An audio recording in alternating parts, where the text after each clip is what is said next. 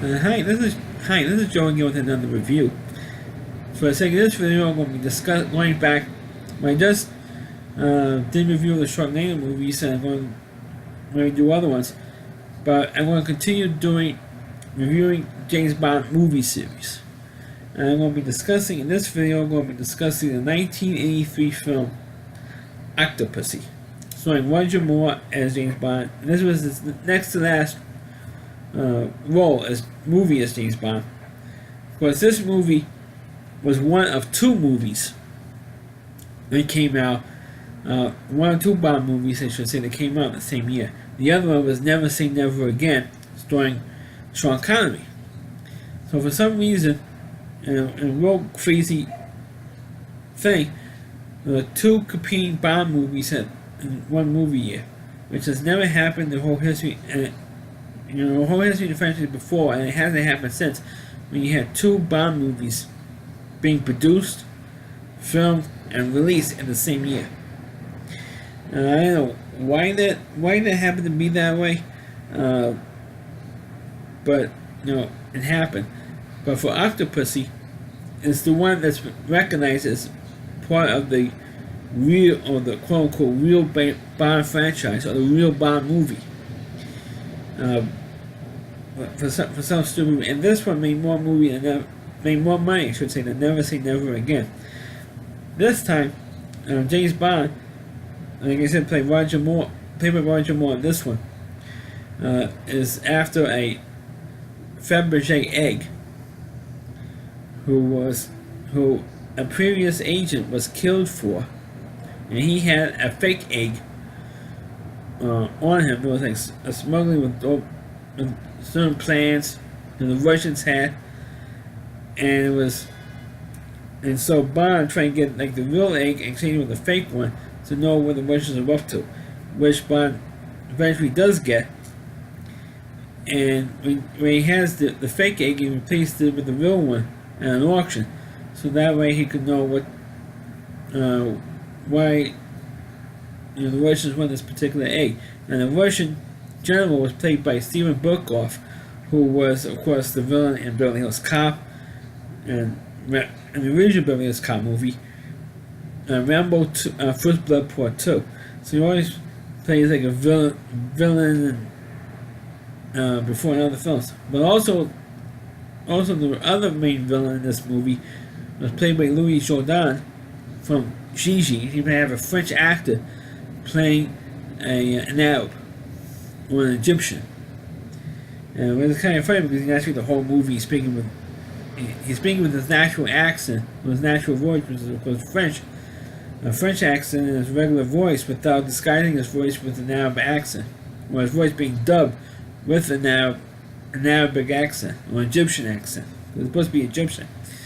He plays the real villain, trying to help the Russians, or at least Steven Berkoff's character, to rule the world and stuff, or to take over various countries in Europe and the Middle East and stuff. And Bond stops them, and then meanwhile he gets help from a diamond smuggler played by Maud Adams, who plays the title character Octopussy. And of course, this was the only time in the whole Bond movie series where you had Maud Adams playing two different Bond women. And because Maud Adams was in one of the movies early in the franchise in the 70s with Roger Moore. I think she was in Spy Who Loved Me, or no, Barbara Bach. I forgot. No, she was in The Man with the Golden Gun. 9 years earlier, she was in The Man with the Golden Gun, and then 9 years later, played another Bond girl. She played Octopussy. So she was the only Bond girl who came back twice, playing two different roles. One role in one movie, and Octopussy. Of course, the one who played Sylvia Trench also came back in two movies. Of course, she was one in Dr. No, and then she was in one scene in For Russia with Love. But she played the same part. The actress who played Sylvia Trench played the same part.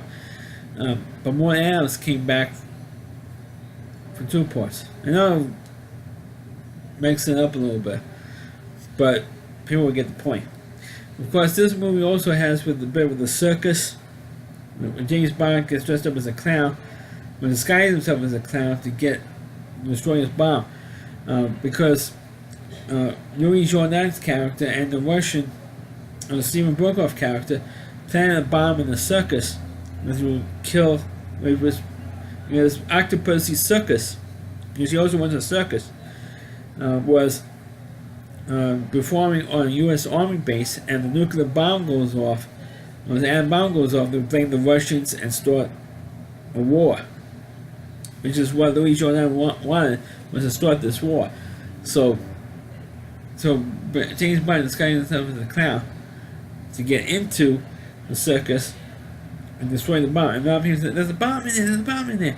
And they eventually opened it up, and they found there was a bomb in there, and they led James Bond to defuse it, which he eventually does, saves everybody. Of course, the crazy thing is that Bond plays disguises himself in the same clown outfit as 009, who was the agent who was killed in the beginning of the film with the Fabergé egg in the beginning of the film. It's the same exact outfit, same makeup, same style of the makeup, but actually it's two different people.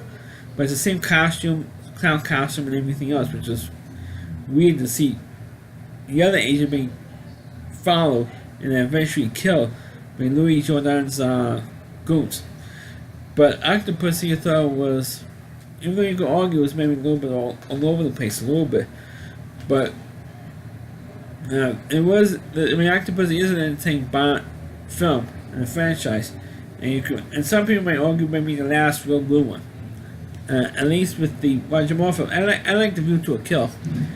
Octopussy was good, but I also like The View to a Kill as well.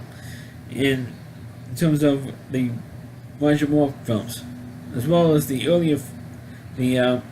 first one he did was Live and Let Die, which I previously reviewed.